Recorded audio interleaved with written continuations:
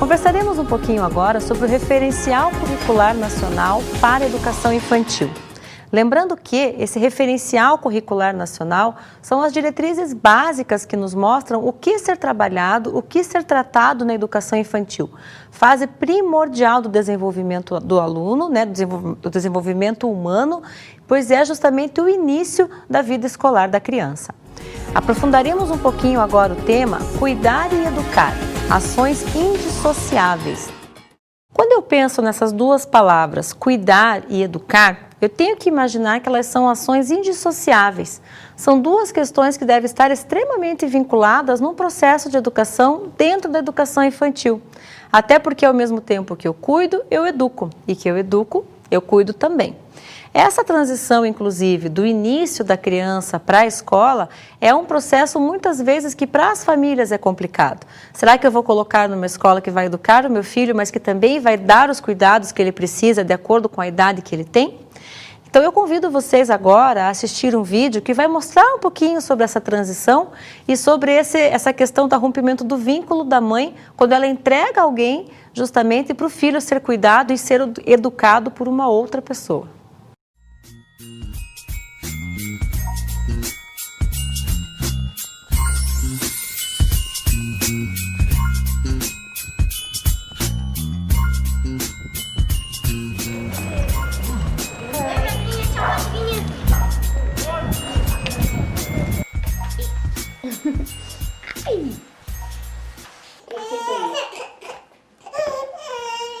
Eu acordo por volta das 6 horas e aí eu tenho que correr para me arrumar ele, né?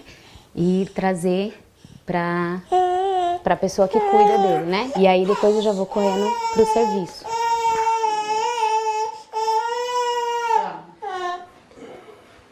Aí quando dá no meu horário de almoço, eu venho para dar de mamar para ele. Eu já nem sei mais se é mesmo para dar mamar ou se é para ficar com ele. Muito difícil não saber com quem tá, como vai ser cuidado. Muito difícil.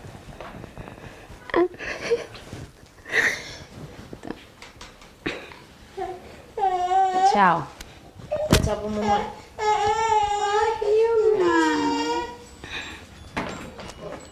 O vídeo nos traz duas reflexões importantes. A primeira é sobre a situação da mãe quando ela vai deixar o seu pequeno, a sua criança, com alguém para cuidar. No vídeo, essa pessoa era uma cuidadora, alguém que ficava na casa da família. Na maioria da realidade brasileira, são mães que deixam as crianças em creches, em escolas, onde o cuidado também deve aparecer. Depois, uma senhora cita que a nossa Constituição, e que tem tudo a ver com a nossa disciplina aqui, ela trata justamente e ela traz informações de que a educação é um direito das crianças, é um direito do cidadão. Todos os cidadãos deveriam ter uma escola para frequentar. E no caso das crianças, desde muito cedo, uma escola não só para frequentar, mas uma escola principalmente onde ela conseguisse ter ali toda a orientação e todo o cuidado necessário para que o seu desenvolvimento ocorra de uma forma tranquila, de uma forma eficaz, certo? Quando a gente para analisar um pouquinho, pensando agora aqui exatamente no contexto da educação infantil, as crianças sofrem um rompimento muito grande quando elas passam a frequentar um ambiente escolar. O bebê, ali no vídeo, você pode perceber que quando a mãe sai, ele chora, quando a mãe chega, ele fica contente, ele quer mamar, ele sorri, porque ele está com alguém que ele conhece o cheiro, que ele conhece a voz, que ele conhece o toque. Quando esse bebezinho pequenininho, a criança ali até 3, 4 anos, ela começa a ir para a escola, ela vai para a educação infantil ou para uma creche, existe esse rompimento do ambiente que é dela, do ambiente que ela conhece, para um ambiente novo, para pessoas novas que vão cuidar dessa criança. E aí a própria palavra já apareceu aqui na frase, né? Cuidar. O cuidado essencial. Quais são os cuidados que uma criança, no caso, nessa faixa etária, precisa? É preciso que você a alimente, é preciso que você a troque, que você verifique quando ela tem febre, quando ela está doentinha, quando tem alguma coisa errada, porque ela ainda não responde por ela mesma, certo? Então, quando eu penso nesses cuidados todos, eu não penso só no bebê do vídeo, não. Vamos pensar agora nessa faixa etária da criança da educação infantil, até os 5 anos, que é onde toda a base do desenvolvimento está se formando, né? A base da personalidade, a base do saber compartilhar, de toda a base, principalmente inicial, do estar na escola, do gostar do ambiente diferente do dela de casa, né? Dela conseguir estar inserida naquele espaço, fazendo parte daquele contexto. Então, essa é uma preocupação grande que as escolas de educação infantil precisam ter, sem dúvida nenhuma. Conseguir acolher essa criança de forma que, primeiramente, ela se sinta tranquila, ela se sinta bem dentro desse ambiente escolar. Por isso que, quando eu penso em educação infantil, surgem duas palavras essenciais nesse trabalho, que é o cuidado e a educação. Cuidar e educar. Duas questões essenciais que devem aparecer no currículo, na grade curricular, dentro de toda uma diretriz dessa escola, mas principalmente ela deve estar ligada à atuação do professor de sala de aula. O que é o cuidado? Cuidado, como a gente já comentou, é todo o cuidado físico, é todo o cuidado da questão do corpo da criança realmente, para que ela esteja bem dentro do seu desenvolvimento.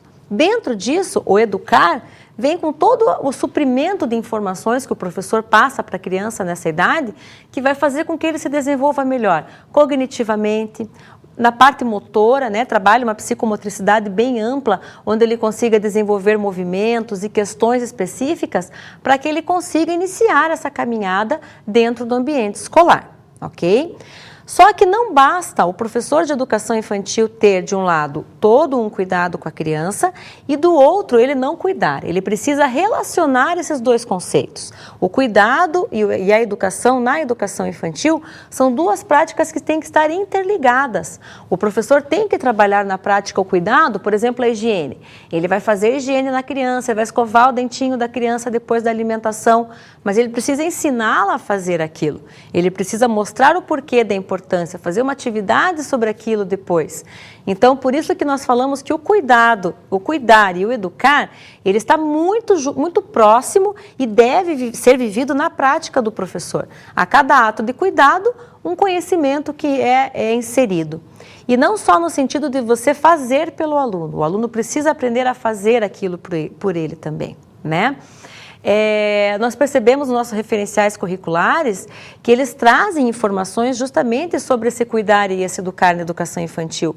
Se está registrado no nosso grande, né, documento, no caso de referência, que são os referenciais curriculares, é uma prova de que realmente a sua escola, a educação infantil, ela precisa estar preparada para abraçar essas duas palavras, educar e cuidar, de forma eficiente e eficaz, e que nossas crianças consigam se desenvolver de uma forma ampla para iniciar a sua vida escolar. O momento do banho também é um momento que a gente cuida antes, durante e depois, né?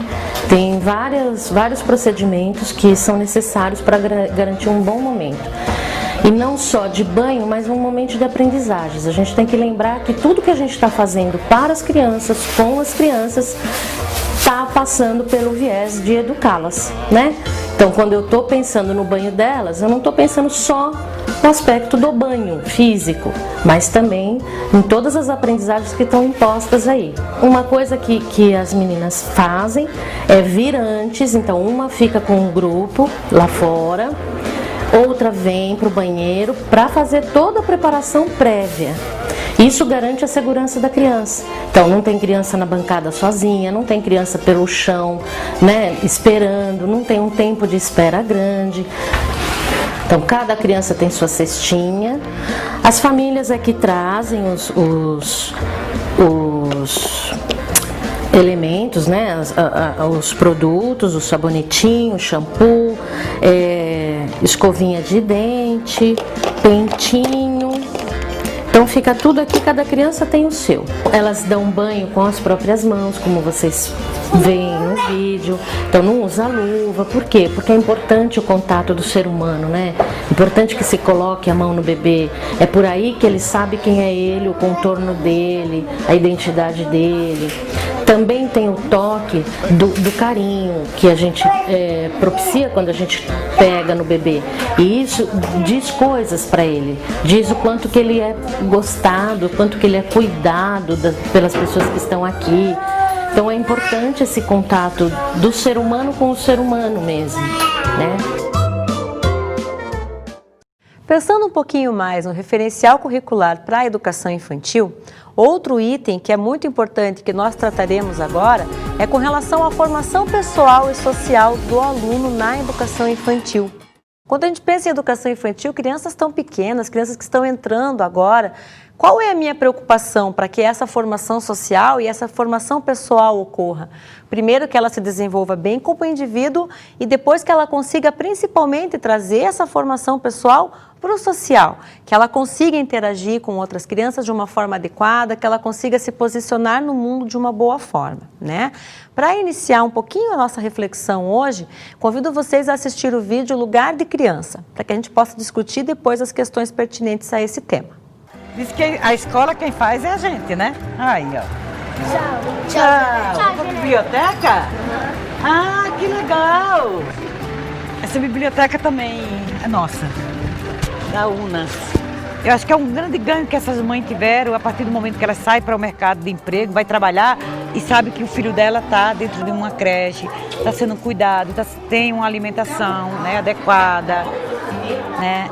Essa não é só uma cuidadora, mas ali tem um planejamento, né, para desenvolver melhor essa criança. Isso faz de conta. As coisas melhorou muito. E aqui hoje, pelo que eu conheci, isso aqui é uma creche do primeiro mundo. Hoje somos ricos.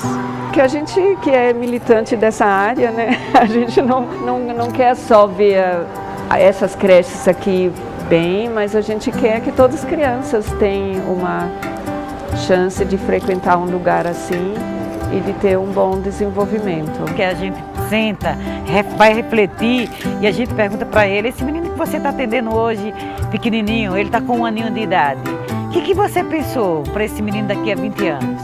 Que projeto você tem para esse menino, para o futuro dele, né? E você ter todo um planejamento educativo para ser trabalhado com essa criança, para que ele seja um cidadão, entendeu? Futuramente um cidadão da paz, uma pessoa criativa que possa contribuir com o desenvolvimento do país dele.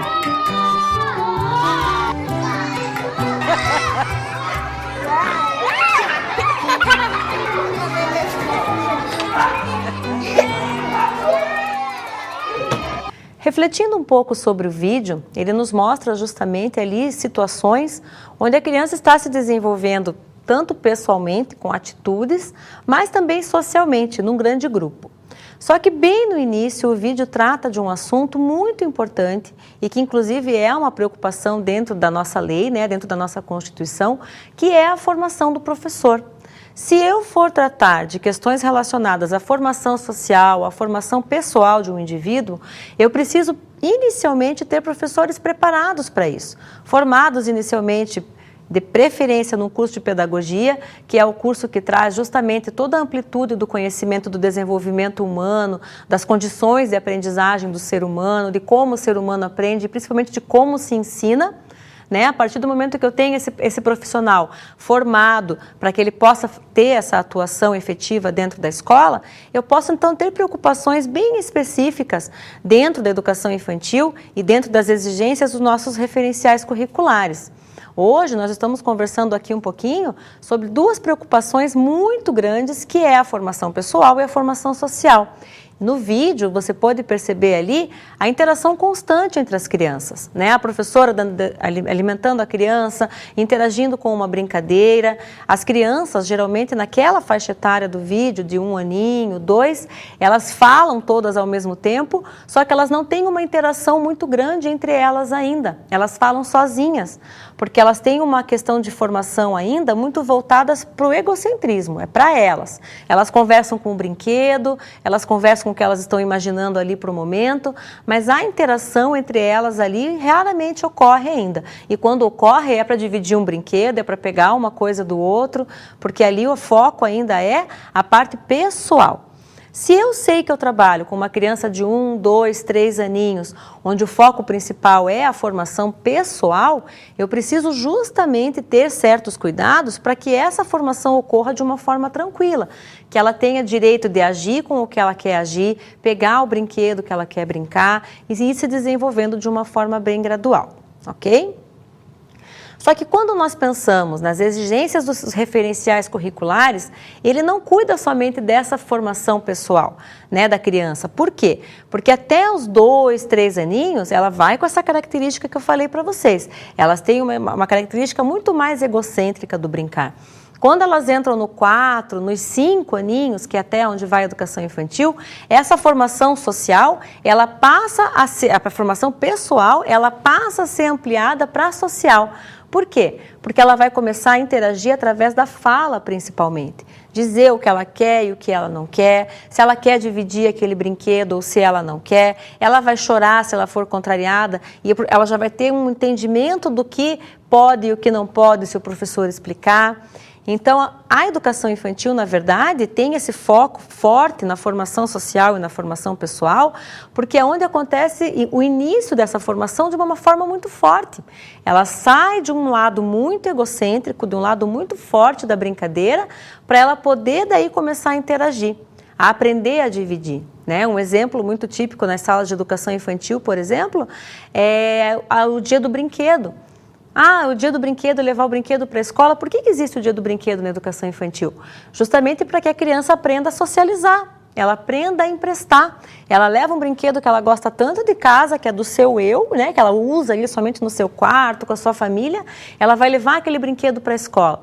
Como é que ela vai aprender a dividir? Empresta para o colega empresta o dele para você. Né? E ali começa toda uma questão da socialização. É um trabalho muito bonito e que no começo geralmente dá um trabalho realmente, porque a criança não quer saber daquilo, eles choram, eles acham ruim. Só que o socializar é isso, e não somente com o que eles levam de casa. Né? Os brinquedos de escola, os materiais de escola, socializar a própria professora.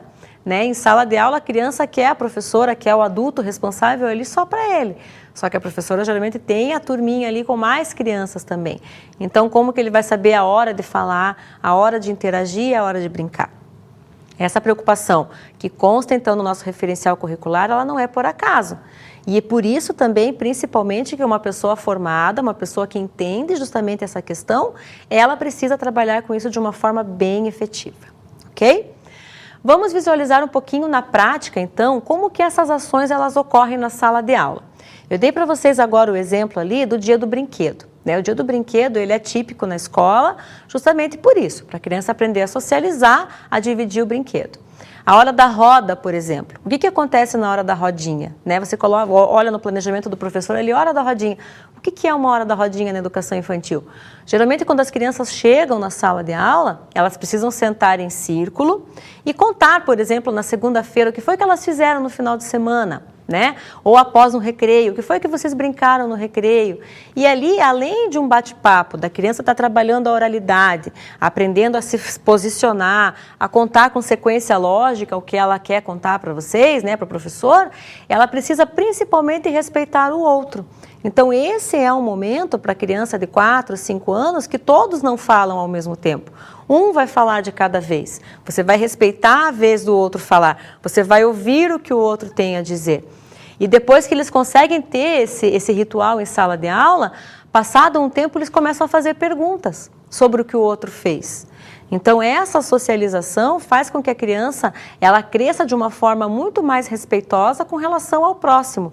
Ela tem o direito de se desenvolver pessoalmente, porque ela fala, ela exprime sentimentos, ela conta o que ela fez.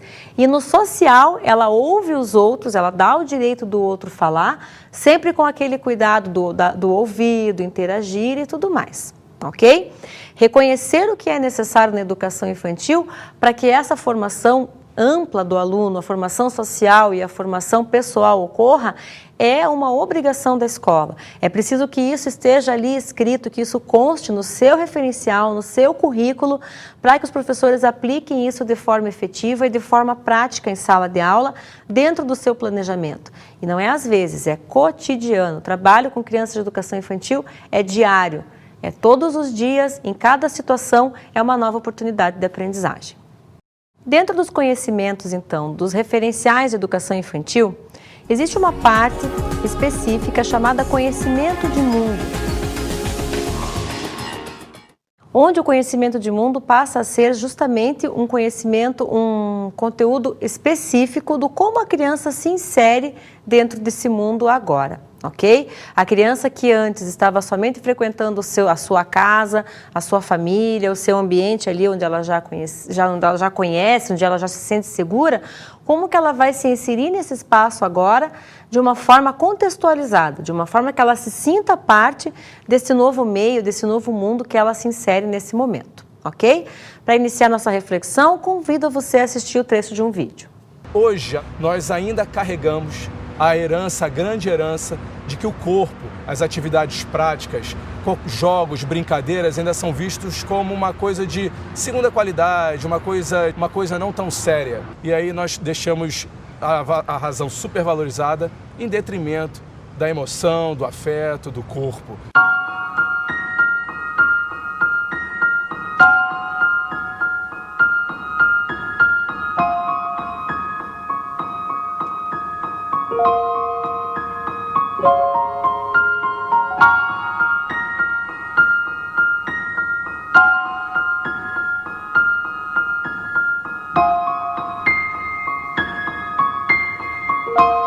Definitivamente as instituições escolares, elas constroem um conhecimento com muito pouca participação corporal. Geralmente o ensino é obediente, estático, em fila e calado. E isso não é nada bom.